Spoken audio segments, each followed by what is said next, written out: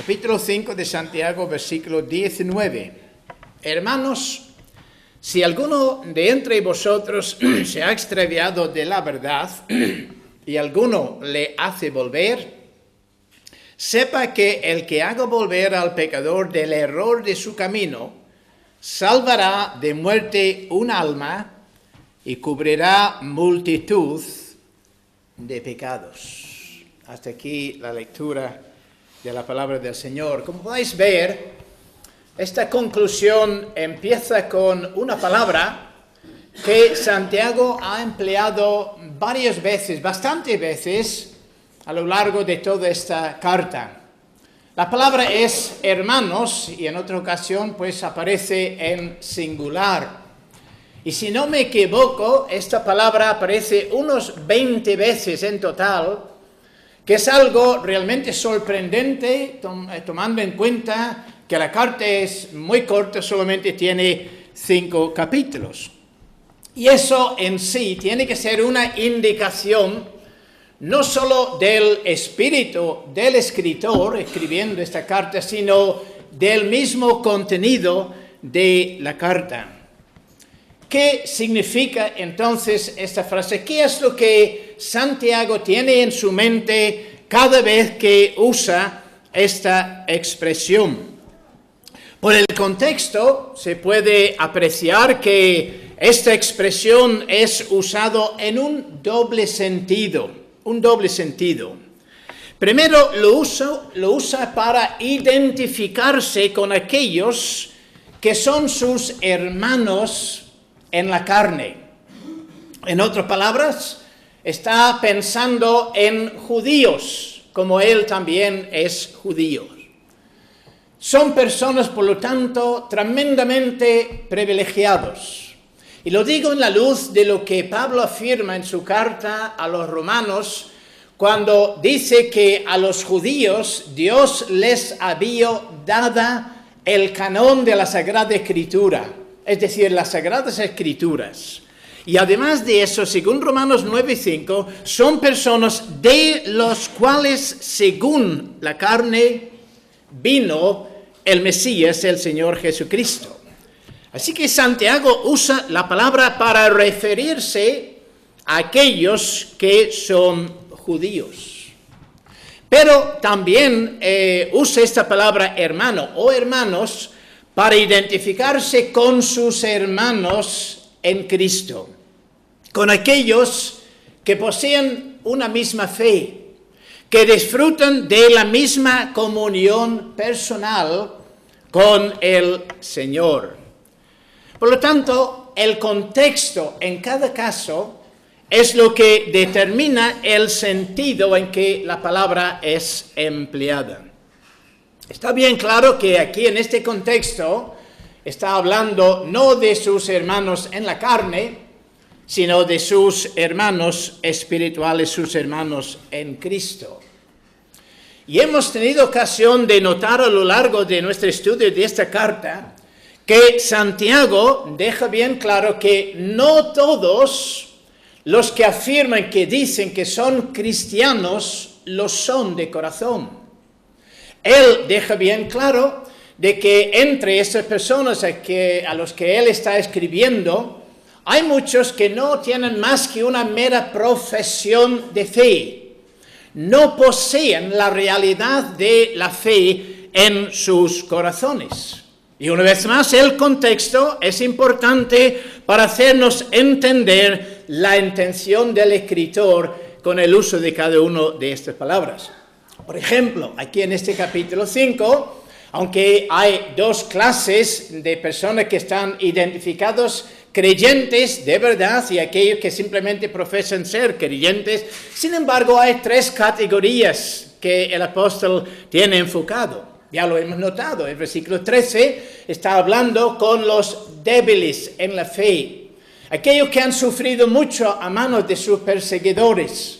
Y escribiendo precisamente a estos creyentes, él les exhorta a orar, a aprovechar el medio de la gracia que el Señor les había dado para mantener su comunión con el Señor y así recobrar su fuerza espiritual. Luego en el versículo 14 habla con otra categoría, otro grupo, es decir, personas que también por causa de la persecución y quizás por negligencia en cuanto a la primera exhortación de este medio de la gracia de la oración, encontramos esas personas completamente agotados espiritualmente. En este caso, la exhortación de Santiago es que llamen a los ancianos de la congregación para que vengan y darles un cuidado espiritual. Después, aquí en este versículo 19, hay todavía otra clase de personas aquí en la mente, en los pensamientos de Santiago escribiendo estas líneas. Aquellos que, habiendo hecho profesión de fe, se apartaron de la verdad. Sin duda, ellos pasó esto precisamente por sus circunstancias, por las persecuciones que ellos estaban sufriendo.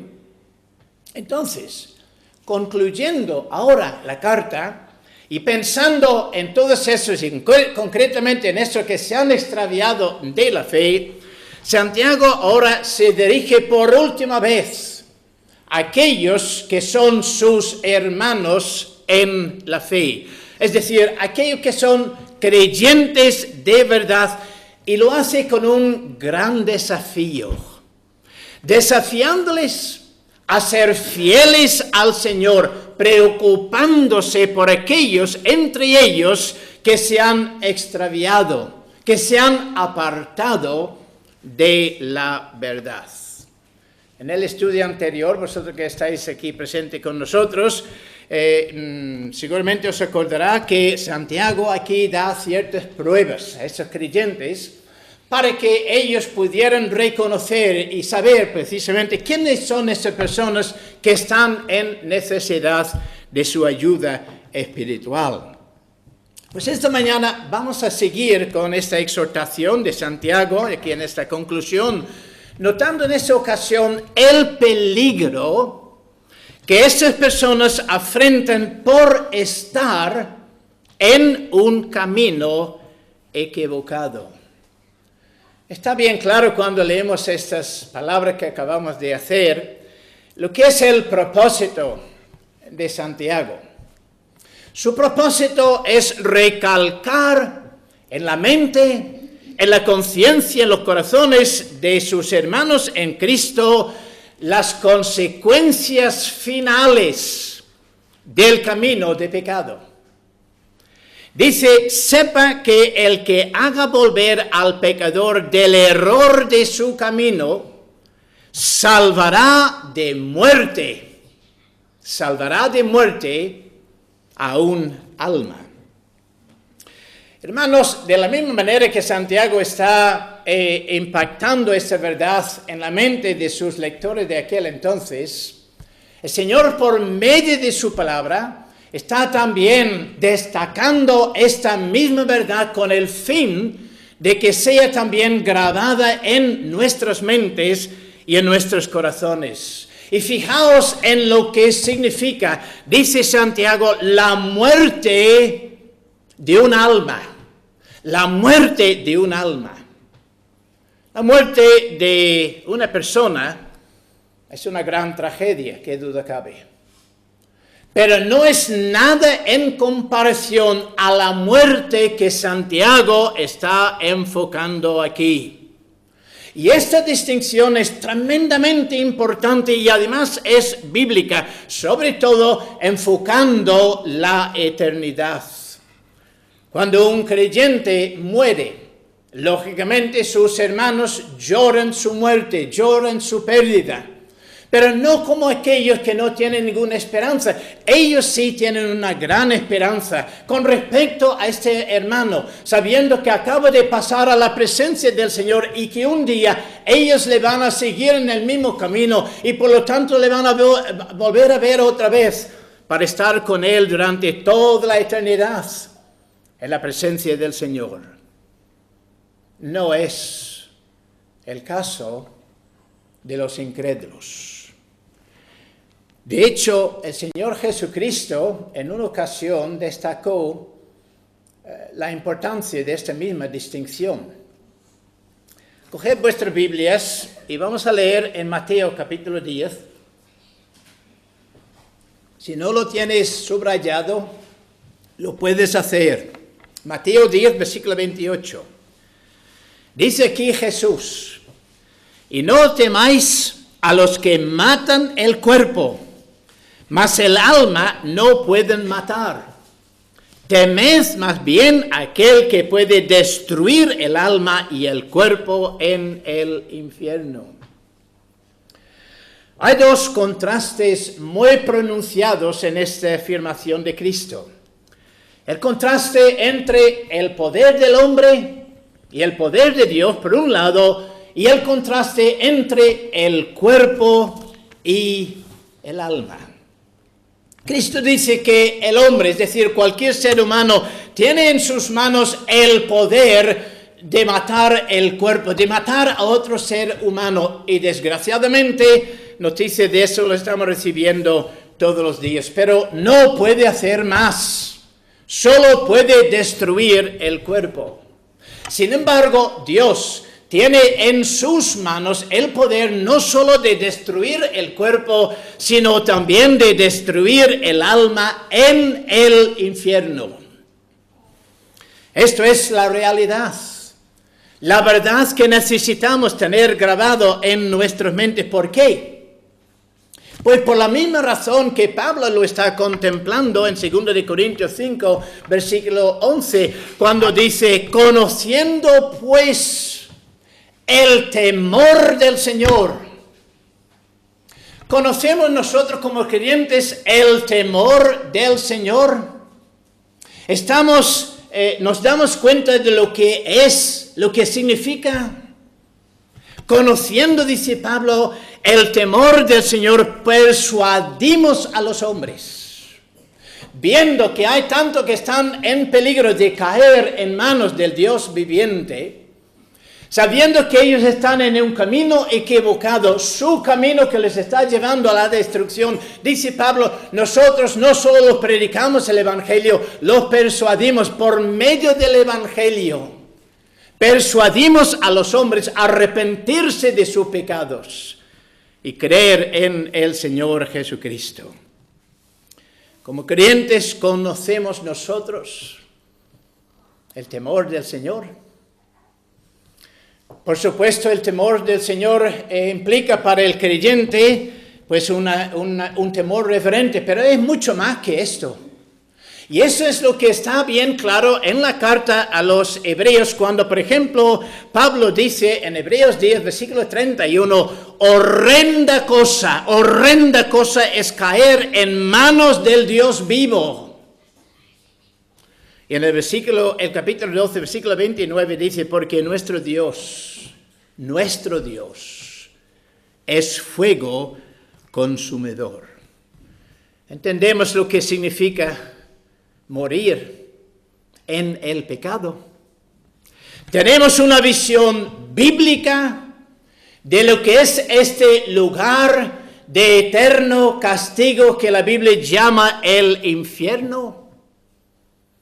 Salomón en una ocasión en su libro de Proverbios dice en el capítulo 16, versículo 25, dice que hay camino que parece derecho al hombre. De hecho, todo ser humano está en el camino que él le parece derecho. O si no hubiera estado en él, no estaría en él. Está en este camino porque está convencido que es el mejor camino para él. Pero este camino que a él le parece derecho no es el camino del Señor, no es el camino que lleva a la presencia del Señor y a las bendiciones del Señor. Y por lo tanto, dice Salomón, pero su fin, el camino de muerte. Cada camino tiene su fin, tiene su destino. Y en este caso, el destino es la muerte. Hermanos, en la luz de esta exhortación, pensemos en nuestros queridos, nuestros familiares, que todavía están sin Cristo. Pensemos en nuestros mejores amigos, aquellos con los cuales estamos tratando y hablando prácticamente todos los días. Pensemos en nuestros compañeros de trabajo, de estudios. Pensemos en nuestros vecinos. Pensemos en la gente que nos rodea, que nos está pasando cada día en la calle. Nos damos cuenta de dónde les lleva el camino en que ellos están andando. Si es así, ¿qué estamos haciendo nosotros?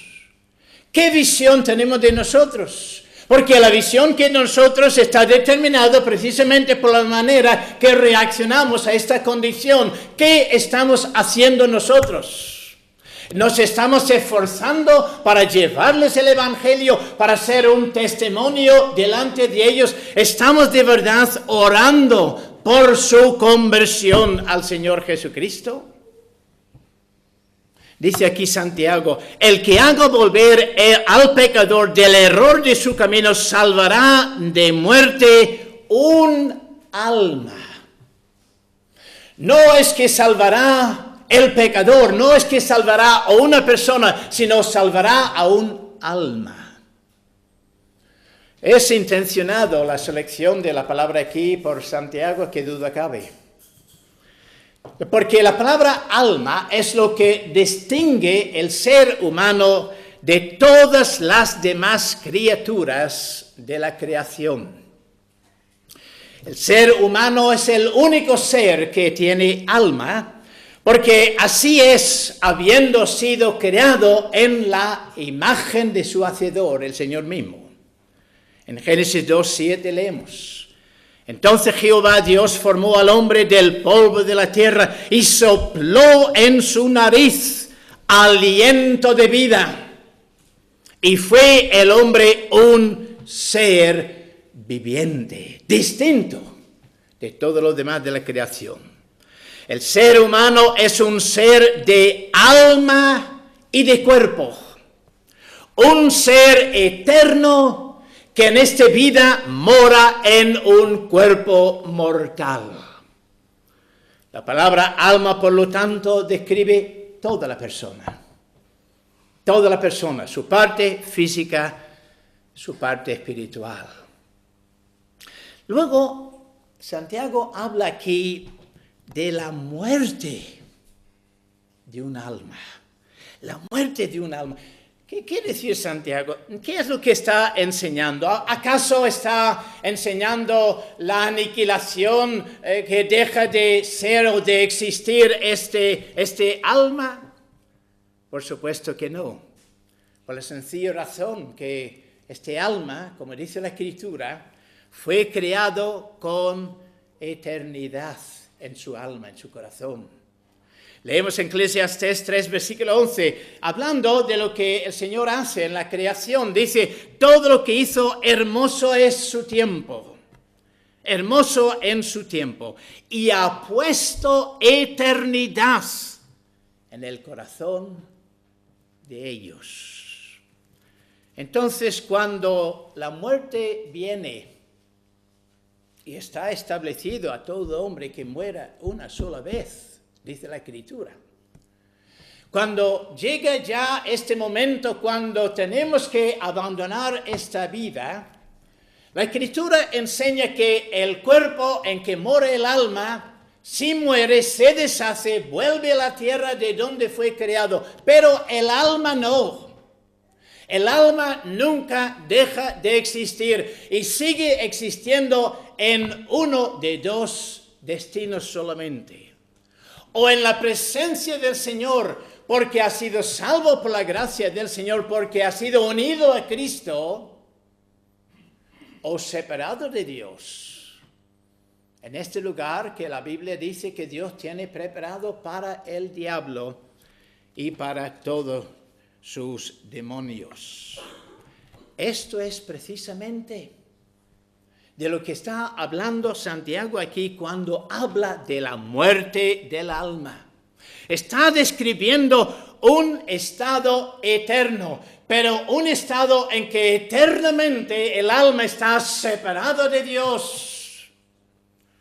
Seguramente Santiago tiene muchos pasajes del Antiguo Testamento en su mente, y entre ellos seguramente está pensando en Ezequiel capítulo 18, versículo 4, que dice lo siguiente: He aquí que todas las almas son mías. Como el alma del Padre, así el alma del Hijo es mía. El alma que pecare, esa morirá. Tan importante es la verdad que al final de este capítulo el Señor vuelve a insistir y repite esta misma frase: el alma que pecare, esa morirá. Muy parecido a aquellas palabras de Pablo en Romanos 6, versículo 23, cuando dice: porque la paga del pecado es muerte. Lo que puede sorprender a muchas personas es que el Señor Jesucristo en su ministerio terrenal, contrario a lo que muchos piensan, no habló principalmente del cielo, de la gloria de este lugar que está preparado para este pueblo que el Señor ha amado desde antes de la fundación del mundo, sino habló muchísimo más de este lugar que la Biblia llama el infierno. De hecho, es un estudio muy aprovechoso y muy interesante pasar los evangelios y notar todas las descripciones que el Señor da precisamente a este lugar. Es descrito como la muerte eterna, como el juicio divino, como el fuego que nunca se apaga, como el lugar donde hay lloro, lamentación y crujir de dientes. Un lugar de eternas tinieblas, de eterna oscuridad. Esto es lo que está en los pensamientos de Santiago mientras que está escribiendo aquí estas palabras. Nos hace ver que el estado del pecador en su pecado es uno de indescriptible peligro. Está claro que estas personas, por lo tanto, necesitan ayuda. Y que la necesitan urgentemente. ¿Por qué necesitan esta ayuda? Porque, como dice el Señor Jesucristo en Juan 3, versículo 18, porque están condenados ya. En otras palabras, la condenación de Dios es justa y esta condenación está sobre ellos. Están enfrentando la muerte eterna. Y como dice aquí Santiago en nuestro texto, están cargados de muchos pecados. Claro que exteriormente cualquiera lo mirara y diría: pues mira, seguramente es un creyente, está sentado entre el pueblo de Dios en el culto, está el domingo, siempre está en su lugar. Pero hemos de recordar aquella palabra del Señor a Samuel aquella vez cuando fue enviado para ungir uno para ocupar el lugar del rey Saúl, que había fallado, que había desobedecido al Señor. Cuando Samuel llega y ve a aquel hombre tan fuerte, tan grande delante de él, él dice en sí mismo: seguramente ese es el escogido del Señor. El Señor dice: te equivocas. Tú estás jugando por lo exterior, pero el Señor mira lo interior. Por lo tanto, no lo que importa aquí no es lo que tú puedes pensar de ti mismo. Tú puedes ser una persona buenísima, una persona ejemplar, una persona que casi llega a donde Pablo, donde dice en cuanto a la ley irreprensible, una persona llena de moralidades, una persona de ejemplo, una persona que se sacrifica para ayudar a todos los demás. Así eres exteriormente. Pero lo importante no es lo exterior, sino lo interior. ¿Y quién ve lo que hay dentro de nosotros? Pues hay varios lugares en la Escritura donde el Señor afirma esto, y entre ellos es Jeremías 17, versículo 9, donde dice, engañoso es el corazón más que todas las cosas y perverso. ¿Quién lo conocerá?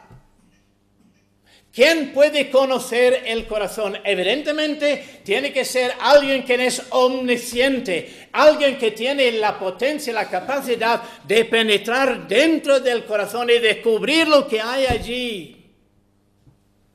Por eso el Señor responde, yo, Jehová, que escudriño la mente, que pruebo el corazón para dar a cada uno según su camino, según el fruto de sus obras. Dudo mucho que alguien no creyente se viera de esta manera, se viera con este corazón corrompido, depravado, apartado del Señor, sino todo lo contrario.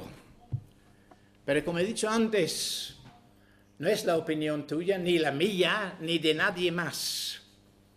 Lo único que importa aquí es el infalible, el omnipresente, el omnisciente, cuyos ojos están penetrando, viendo cada detalle en cada una de nuestras vidas, en cada uno de nuestros corazones. ¿Qué ve? Engañoso es el corazón más que todas las cosas. Por otro lado, Santiago aquí subraya también el peligro para el pecador que va aumentando mientras que él va progresando en la vida. Si tú no reconoces tu pecado con el fin de confesar tu pecado y recibir el perdón de Dios, el que hace esto, su pecado es perdonado y olvidado por el Señor. A partir de este momento no hay pasado en cuanto al pecado. Pero el que no quiere reconocer su pecado, el que no quiere confesar y arrepentirse de su pecado, el pecado va creciendo y aumentando cada vez más. En otras palabras, cada acta, cada pensamiento, cada palabra, cada hecho va aumentando pasando los días. Hasta aquel día, cuando dice la Escritura, delante del Señor tendrás que dar cuentas a Dios por cada uno de estos pensamientos, hechos que estaban en contra de la voluntad de Dios. Sobre todo, tendrás que responder a Dios por las oportunidades que has tenido escuchando el Evangelio, como precisamente hoy. Escuchando una vez el Evangelio, llamándote al arrepentimiento, llamándote a la conversión en el Señor Jesucristo, también tendrás que responder a cada vez que rebelaste contra el llamamiento del Evangelio y responder también por cada vez que veniste pisoteando la misma sangre, la misma provisión que Dios hizo para la salvación de los pecadores.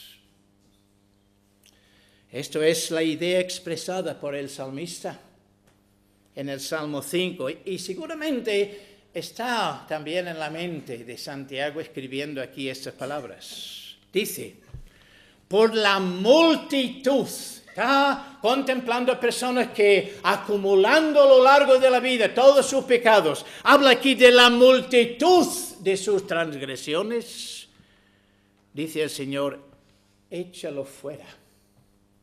Échalo fuera porque se rebelaron contra mí. Qué solemne. La misma declaración del Señor en el día del juicio para todos aquellos que una y otra vez rechazaron la invitación del Evangelio para seguir en su camino, rechazando el camino del Señor. Echados fuera porque se extraviaron de la verdad, porque erraron en su propio camino. Durante la vida de cada persona no creyente, el pecado va creciendo, va acumulando más y más. Piénsalo, hombre, mujer, joven, niño, niña, piénsalo. ¿Cuántos años llevas ya en esta vida? ¿Cuántos pecados has cometido a lo largo de toda tu vida? ¿Cuántos pecados crees que hay que cometer para ser digno de la condenación de Dios? ¿10, 100, 1000 pecados, quizás más todavía? Bueno, lo sorprendente es lo que nos dice la Escritura, porque dice que solo hace falta un pecado, un solo pecado. Eso lo habíamos tratado antes cuando estudiamos el capítulo 2 de esta epístola, donde en el versículo 10 leemos, porque cualquiera que guardare toda la ley, pero ofendiere en un punto, en un solo punto, se hace culpable de todos. Con un solo pecado quebrantamos la ley de Dios y por este pecado quedamos culpables delante del Señor. Es por esto que Pablo, escribiendo a los romanos en el capítulo 2, versículos 5 y 6, hace esta afirmación que es aterrizadora. Dice, pero por tu dureza y por tu corazón no arrepentido, atesoras para ti mismo ira para el día de la ira y de la revelación del justo juicio de Dios, el cual pagará a cada uno conforme a sus obras. Piensa seriamente en esto. Cada día que pasa en tu vida, el pecado, tu pecado, va creciendo, va aumentando. O como dice aquí Pablo, vas atesorando, cogiendo un tesoro, que crees ahora que es un tesoro, pero vas a descubrir que es otra cosa muy diferente en el día del juicio. ¿Qué estás atesorando? Atesorando para ti mismo ira para el día de la ira. Es solemne, pensando que este día está por delante y quizás no tan lejos como algunos estáis pensando. Ahora, ya que hemos considerado a lo que es este peligro con respecto a estas personas que están enfrentando este peligro, ahora queremos también enfocar lo que Pablo o Santiago está exhortando aquí a los creyentes, a los hermanos. Hermanos, nosotros que profesamos fe en Cristo, que tenemos el testimonio del Espíritu Santo con nuestros espíritus, ¿entendemos la severidad de este mensaje? ¿Entendemos la responsabilidad que cae sobre nosotros? ¿Recordamos las personas que una vez fueron parte de nuestra congregación? Son muchos. A lo largo de los años, yo llevo ya casi 40 años en esta congregación. He visto a muchas personas estar con nosotros durante un tiempo, pero luego para regresar otra vez al mundo. Algunos llegaron incluso a profesar fe en Cristo y formar parte de la membresía de la congregación y luego se apartaron. ¿Qué pasó? Ellos, como dice Santiago, se extraviaron de la verdad, erraron en su camino. Ahora creen algo muy diferente de lo que creían cuando estaban entre nosotros. Ahora viven de manera muy diferente de cuando estaban aquí entre nosotros. La razón es que a pesar de lo que ellos dijeron en aquel entonces, la realidad es que nunca fueron de verdad convertidos al Señor. Por esto, habiendo regresado al mundo, ahora están tranquilos, pero creyendo la mentira de Satanás. Se encuentran relativamente bien en su nuevo estilo de vida en el mundo, conformándose al mundo. Pero están engañados. Hermanos, que no lo estemos nosotros, Que no estemos nosotros engañados en cuanto a ellos, aunque ellos no lo ven. Nosotros debemos verlo con muchísima claridad. Están en su pecado. Por lo tanto, dice la Escritura, están bajo la justa ira y condenación de Dios. Ahora nos viene a la mente aquellas palabras de Pablo. Conociendo, pues, el temor del Señor, ¿qué? Persuadimos a los hombres. Esto es tu responsabilidad, esta es mi responsabilidad. Pensando en todas esas personas, pensando en todos los que están errados, los que están extraviados de la verdad del Evangelio. Nuestra responsabilidad es alcanzarles con el Evangelio. Que esta verdad entonces siempre sea para conducirnos a nosotros a la obediencia. A la obediencia de estar orando continuamente por esas personas, con esta carga que el Señor mismo tiene que poner en nuestros corazones, pero al mismo tiempo aprovechando de cada ocasión, de cada oportunidad, para poder acercarnos a ellos y darles testimonio del Evangelio, confiando en que el Evangelio es poder de Dios para salvación. ¿Qué será? ¿Qué es la respuesta de tu corazón en cuanto a este desafío que el Señor te está dando como creyente en esta mañana? Y recordando esto, hermanos, si alguno de entre vosotros se ha extraviado de la verdad y alguno le hace volver, sepa que el que haga volver al pecador del error de su camino, salvará de muerte un alma y cubrirá multitud de pecados. Oremos al Señor.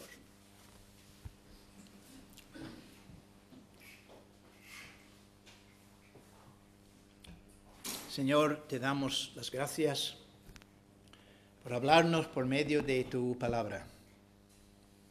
¿Cuánto nos cuesta tener que enfrentar verdades como esto y más aún predicarlas? Pero son tus verdades.